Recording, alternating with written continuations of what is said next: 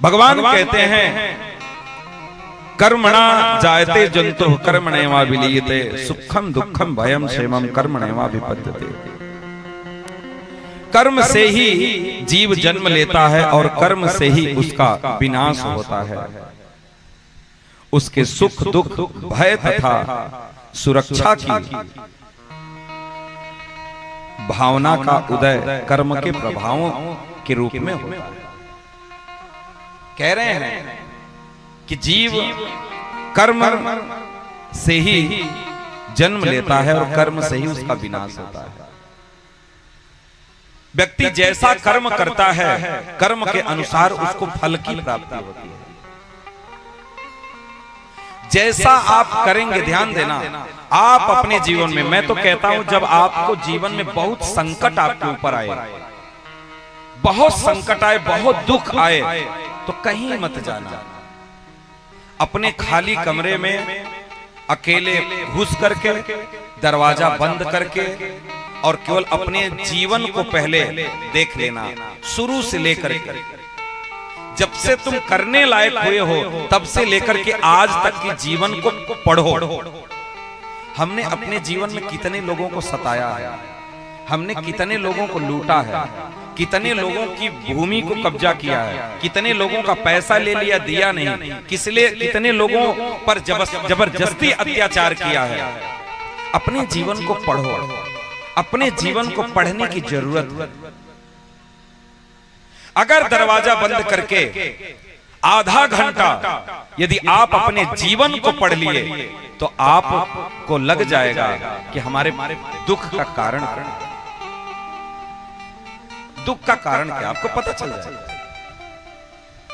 किसी से पूछने की जरूरत नहीं है, किसी से पूछने की जरूरत नहीं।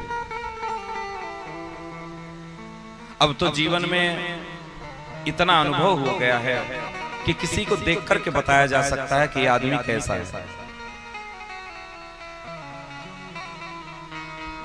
एक बार राधा कुंड में, क्योंकि संतों की जो परंपरा है, जीवन शैली जो है वो ऐसी दिव्य है कि एक बार हमने राधा कुंड में कुछ संतों के लिए प्रसाद की व्यवस्था करवाई।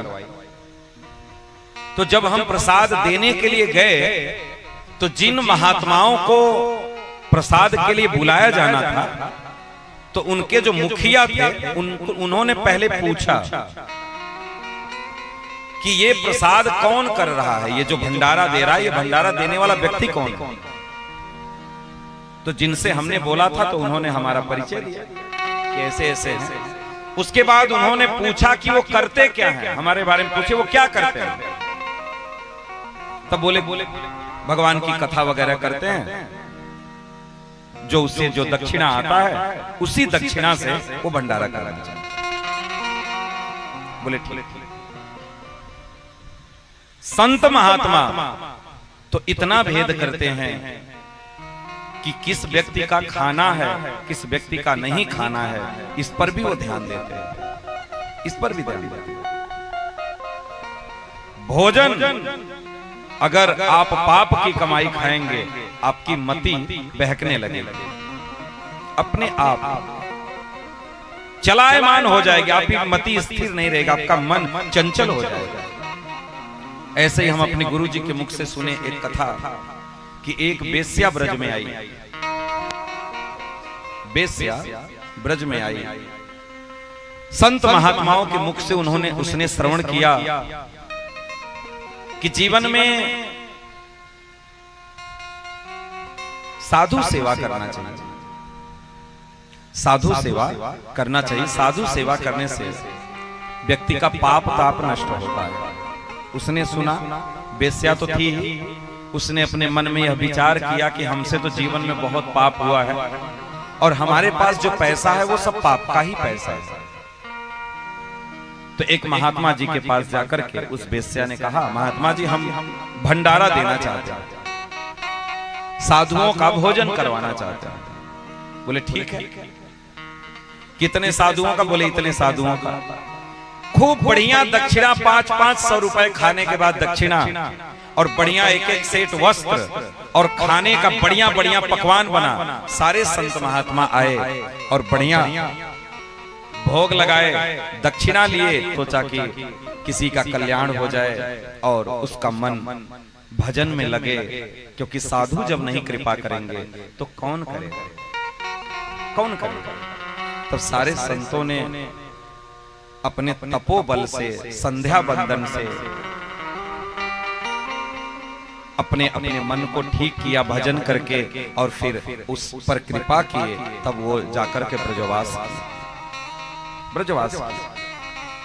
इसलिए आप कर्म कैसा कर रहे हैं, किस कर्म के द्वारा आपके पास धन आ रहा है। 3 प्रकार का कर्म होता है। आप लोग कहते हैं कि हम तो कर्म कर रहे हैं, इस दुनिया में हर एक व्यक्ति यही कहता है हम कर्म कर रहे हैं। चोर से पूछो तो चोर भी कहता है हम कर्म कर रहे हैं, चोरी भी करना कर्म है, किसानी भी करना कर्म है, किसी का मर्डर कर देना वो भी कर्म है,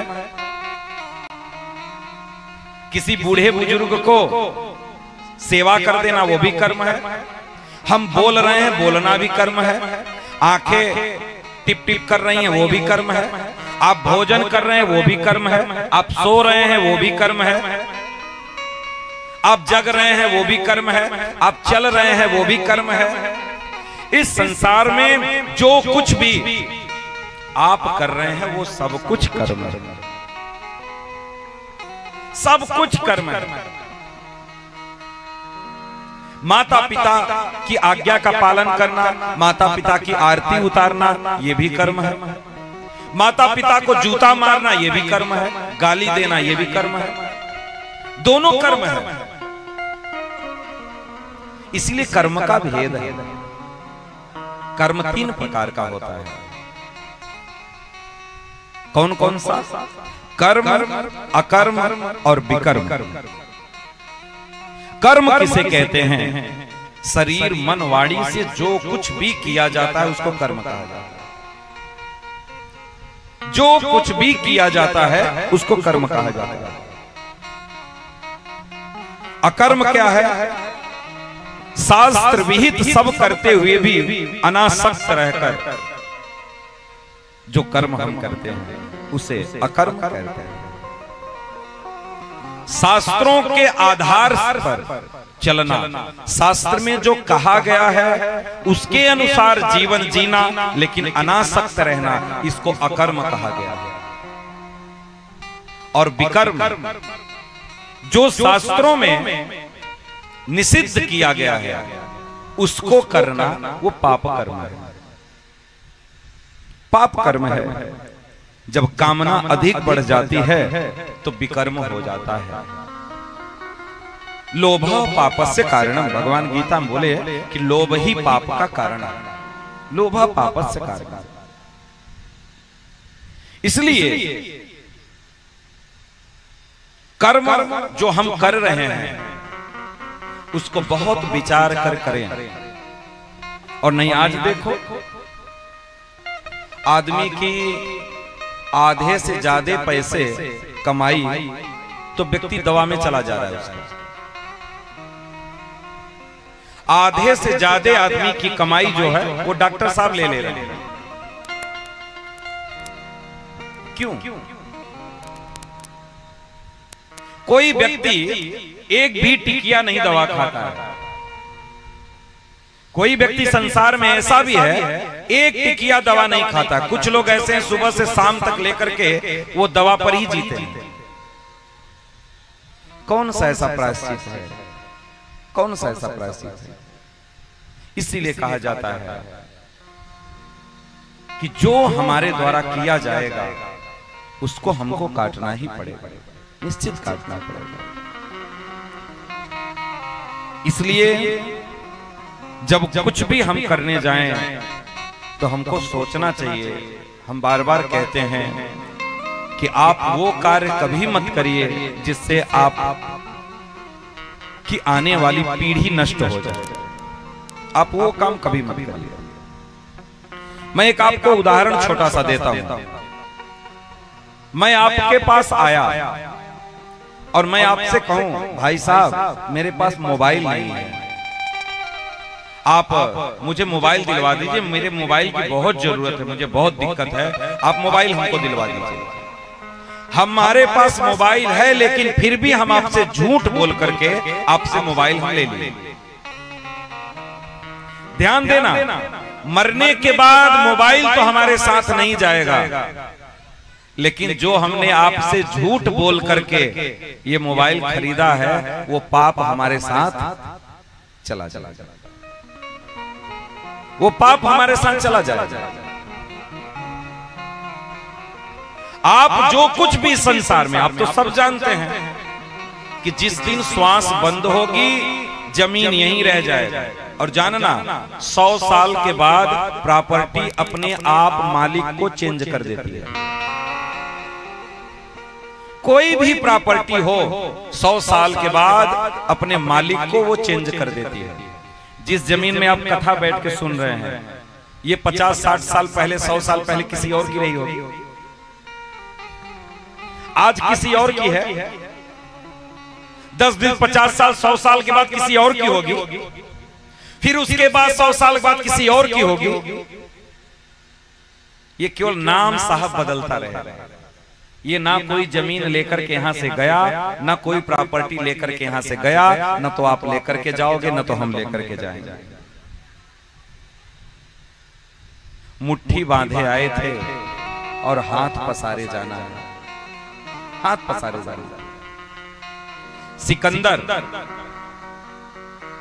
सिकंदर विश्व विजयी करने के लिए निकला था, विश्व विजयी करने के लिए निकला था। चारों तरफ जय जयकार हो रही थी, चारों तरफ जय जयकार हो रही थी। कुछ संत महात्मा रास्ते में खड़े मिले, सिकंदर आया, सिकंदर को देखे सब लोग जय जयकार कर रहे थे। संत महात्माओं ने रोका, बोला महाराज रुकिए थोड़ा, क्या बात है? बोले आपसे छोटा सा काम था। क्या काम था? ऐसा है कि एक ये सुई और धागा है। क्या है? सुई और धागा है। आप कृपा करके ना इस सुई धागे को आप अपने पास रख लीजिए, और जब हम स्वर्ग में चलेंगे ना, तो स्वर्ग में वहां आप हमको ये सुई धागा वापस कर दीजिएगा। सिकंदर ने कहा कि पागल हो गए हो तुम, पागल हो गए हो? यहां से कोई सुई धागा लेकर के जा सकता? अरे यहां से तो एक तिनका भी कोई लेकर के नहीं जा सकता। महात्माओं ने कहा सिकंदर, यही तो हम तुमको समझाना चाहते हैं। तुम चाहे विश्व विजयी हो जाओ, चाहे जितना सब कुछ कर लो, यहां से ले कुछ नहीं जाओगे। सिकंदर को महात्माओं की बात समझ में आ गई। उसी दिन सिकंदर ने कहा था कि जब मैं मरूं, तो जब मुझे ले जाया जाने लगे तो मेरे दोनों हाथ बाहर निकाल करके ले जाया जाए, ताकि ये दुनिया देखे कि सिकंदर चक्रवर्ती सम्राट था, विश्व विजयी किया था, लेकिन वो यहां से खाली हाथ जा रहा है, कुछ नहीं ले गया यहां से, कुछ नहीं ले गया यहां से, कोई नहीं ले गया आज तक, ना तो आप ले जाओगे। इसलिए मेहनत से, ईमानदारी से जो आप कमा सकिए वो आप अपना कमा करके अपने परिवार पर खर्च करिए, धर्म पर खर्च करिए। आप दवा खाने से बच जाएंगे, आप कष्ट से बच जाएंगे, आप दुखों से बच जाएंगे, आप संकट से बच जाएंगे, संकट से बच जाएंगे। कर्म ही व्यक्ति को सुखी और दुखी बनाता है, कर्म ही व्यक्ति को सुखी और दुखी बनाता है।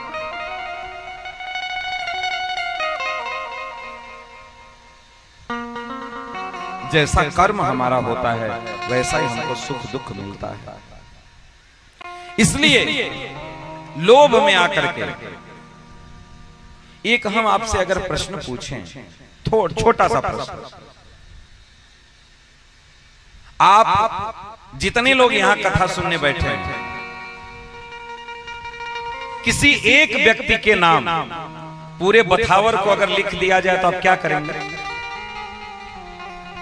पूरे बथावर की जितनी प्रॉपर्टी है, पूरी प्रॉपर्टी किसी एक व्यक्ति के नाम लिख दी जाएगी तो क्या करेंगे आप?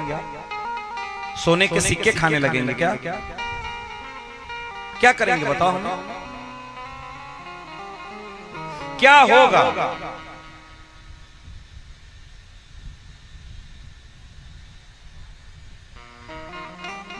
अभी जो 2 रोटी खा रहे हो ना, ये खाना भी भूल जाओगे, पागल हो जाओगे, बस यही होगा और कुछ नहीं होगा। इसके अलावा कुछ होने वाला नहीं है। इसलिए जितना आपको मिले उतने में प्रसन्न रहिए। संतोषम परम सुखम। संतोष ही संसार में सबसे बड़ा सुख है। और नहीं, अधर्म की जो कमाई होती है वो अधर्म अपने साथ पाप को लेकर के आता है, संकट को लेकर के आता है, संकट को लेकर के आता है। इसलिए जब कभी हम कहीं भी जाते हैं, कुछ भी करते हैं, तो हमें यह जरूर विचार कर लेना चाहिए, एक बार जरूर विचार कर लेना चाहिए कि हमारे लिए ये करनी है या अकरनी है। इसलिए अब आप गरीब हैं तो ये मैं नहीं समझना कि आप दुखी हैं। गरीब हो हम तो मानते हैं कि बहुत सुखी हो। गरीब हो तो कम से कम परिवार के साथ बैठ करके रोटी खा करके कम से कम सो तो ले रहे हो, नींद तो आ जाए, आराम से सो तो ले रहे हो।